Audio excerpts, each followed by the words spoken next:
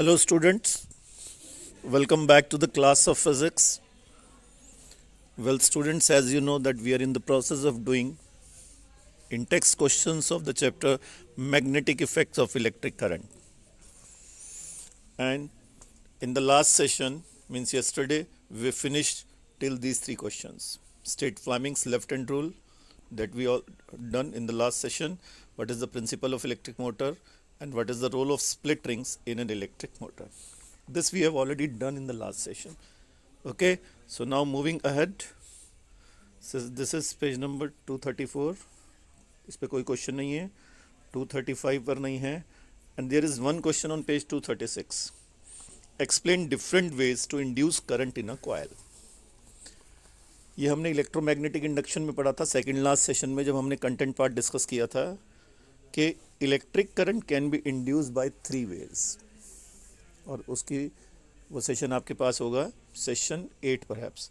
तो first by the relative motion of coil and magnet. यहाँ देखिए, ये देखिए, ये एक्टिविटी हमने की थी कि यहाँ पर हमने कॉइल को फिक्स रखा था और मैग्नेट का नॉर्थ पोल कॉइल की तरफ मूव किया था, पुश किया था और पुल किया था. सो बाय द रिलेटिव, और गैल्वेनोमीटर में डिफ्लेक्शन देखने को मिला था. So by the relative motion of magnet and coil electric current can be induced. Okay, after that in the last session of content part हमने ये एक्टिविटी की थी. Here we kept two coils close to each other. First one with larger number of turns was connected with battery, and the second one or secondary coil with less number of turns was connected with galvanometer. So when we change the current in coil 1, then we observe that current was induced in coil 2. So this is another way of inducing current in the coil. कैसे? By changing the current in the coil kept close to a conductor या a coil. तो जिस coil में current induce करना है उसके बगल में एक करंट कैरिंग कॉइल रखें और उसमें करंट को चेंज करें. Correct. And the third way is by moving the conductor near a current carrying coil. Current carrying coil के आसपास एक कंडक्टर को मूव करें तो भी कंडक्टर में करंट इंड्यूस होगा. क्यों? करंट कैरिंग कॉइल के आसपास मैग्नेटिक फील्ड प्रोड्यूस होगी और उस मैग्नेटिक फील्ड में जब कंडक्टर मूव करेगा तो मैग्नेटिक फ्लक्स चेंज होगा. Fine. So these are the three ways of inducing current in a coil. Correct? तो ये तीन वेज लिख लीजिएगा आप इसमें, और अगर आप देख के लिखना चाहें तो सेशन 8 में बोर्ड पे लिखा भी हुआ है, आप वहाँ से कॉपी कर सकते हैं. Fine. Now we are moving to ahead. See, these 4 questions we are not supposed to do them because they are from the deleted portion of electric generator. Principle of electric generator, source of DC, source of AC. So क्योंकि ये electric generator और direct current से related है, तो now they are no more in the course. Domestic electric circuit at this portion of the chapter has already also been deleted, so no need to do these 3 questions also. लेकिन हम पहले वाला आपको general knowledge के होना चाहिए. आपका general knowledge का क्वेश्चन है, name two safety measures commonly used in electric circuits and appliances.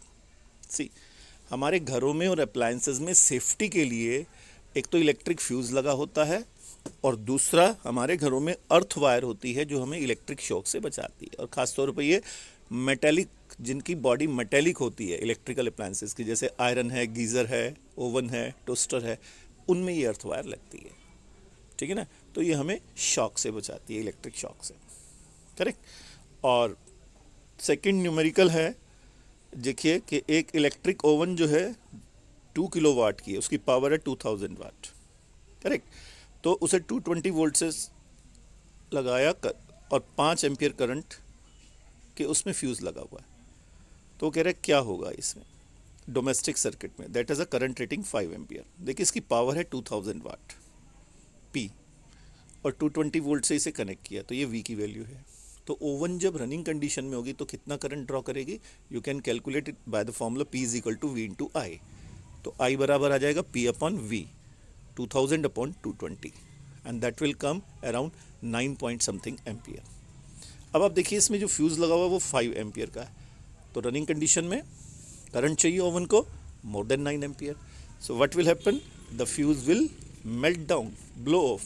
Fuse जो है उड़ जाएगा और सर्किट ब्रेक हो जाएगा, क्योंकि इतना ज़्यादा करंट में हीट प्रोड्यूस होगी और फ्यूज़ मेल्ट हो जाएगा. ओके. और what precaution should be taken to avoid overloading of domestic circuit? Overloading का मतलब होता है करंट का सेफ लिमिट से सर्किट में एक्सीड करना। और ओवरलोडिंग के लिए कई बार क्या होता है कि sometimes we connect more than one high power rating appliance in a single socket, तो जिससे करंट एक्सीड हो जाता है और ओवरलोडिंग में फिर हीट प्रोड्यूस होने से डैमेज होने का खतरा बना रहता है।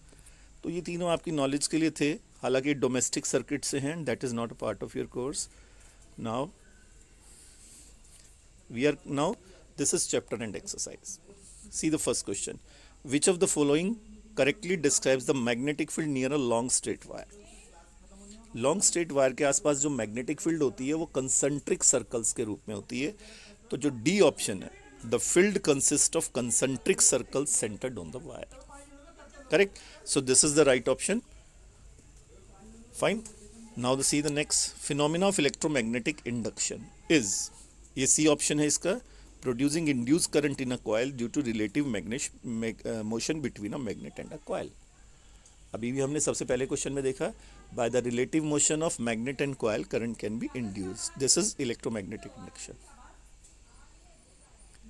The device use for producing electric current is called, electric current को प्रोड्यूस करने के लिए कौन सा डिवाइस यूज होता है, दैट इज जनरेटर। ओके, तो इतना पता होना चाहिए, although detail working and principle of generator now it is no more in your course. See the difference between AC and DC generator, जब हमने जनरेटर पढ़ा ही नहीं, कोर्स में नहीं है, डिलीट हो गया है, तो there is no need to do this question. See the fifth, ये भी शॉर्ट सर्किटिंग का है, हालांकि डोमेस्टिक सर्किट से है, ये कोर्स में नहीं है, पर एक कॉमन जनरल नॉलेज के लिए हमें पता होना चाहिए कि जब शॉर्ट सर्किट होता क्या है।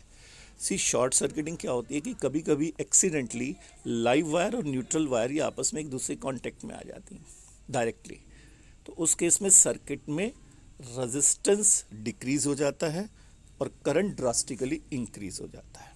ठीक है, तो करंट का यहाँ क्या हो गया, इंक्रीज हैवीली, तो सी ऑप्शन होगा इसका फिफ्थ का। Fine. Now we are moving to the six, state whether the following statements are true or false. See the first one, electric motor converts mechanical energy into electrical energy, that is false, because electric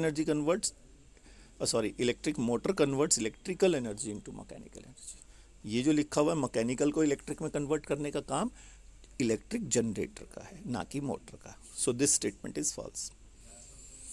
electric generator works on the principle of electromagnetic induction, absolutely right, this is true. The field at the center of a long circular coil carrying current will be parallel straight line, that is also true। आपको याद होगा हमने third session में current carrying circular coil के आसपास, third या fourth session था, उसमें करंट कैरिंग सर्कुलर कॉयल के आसपास मैग्नेटिक फील्ड का पैटर्न स्टडी किया था, और सेंटर पर जाते जाते ये जो लाइंस होती हैं लूप के सेंटर पे या कॉयल के सेंटर पे स्ट्रेट लाइंस के रूप में होती हैं, क्योंकि ये काफ़ी बड़े हो जाते हैं सेंटर तक पहुँचते हुए सर्कल, तो उसका कुछ हिस्सा वहाँ दिखाई देता है, तो वो जो सर्कल की आर्क है वो स्ट्रेट लाइन के रूप में दिखाई देती है। फाइन। और उसके अलावा द फील्ड ये हो गया, तो a wire with green insulation is usually the live wire on a electric supply, ये ट्रू है, लेकिन डोमेस्टिक सर्किट से है, ये कोर्स में नहीं है हमारे। ठीक है, अब next list 3 sources of magnetic fields. Magnetic field की 3 सोर्सेज क्या हैं भाई? Straight current carrying conductor, that is a source of magnetic field, क्योंकि उसके आसपास कंसंट्रिक सर्कल्स की शेप में मैग्नेटिक फील्ड प्रोड्यूस होगी। Current carrying coil, current carrying circular loop, electromagnet, they all are the sources of magnetic field. तो आप कोई सी 3 लिख सकते हैं, current carrying straight conductor, current carrying solenoid, current carrying circular coil और इलेक्ट्रोमैग्नेट। ओके, तो ये यहाँ तक हो गया आपका। अब उसके बाद ये क्वेश्चन 8 से लेकर और 18 तक है, and that we will discuss in the next session. Fine. तो इसमें कुछ क्वेश्चंस कटे भी हुए हैं, वो हम तभी आपको बताएंगे कि कौन सा पोर्शन डिलीट है। ओके, तो आप इन्हें कॉपी पे नोट डाउन कर लीजिए, अगर पहले वाले भी नहीं किए तो प्लीज़ उन्हें भी कर लीजिए, correct. And hopefully tomorrow will be the last session for this chapter, okay, and then we will proceed to the revision part as source of energy chapter which is left in physics, वो भी delete हो गया। ठीक है, okay, till then bye bye, thank you very much।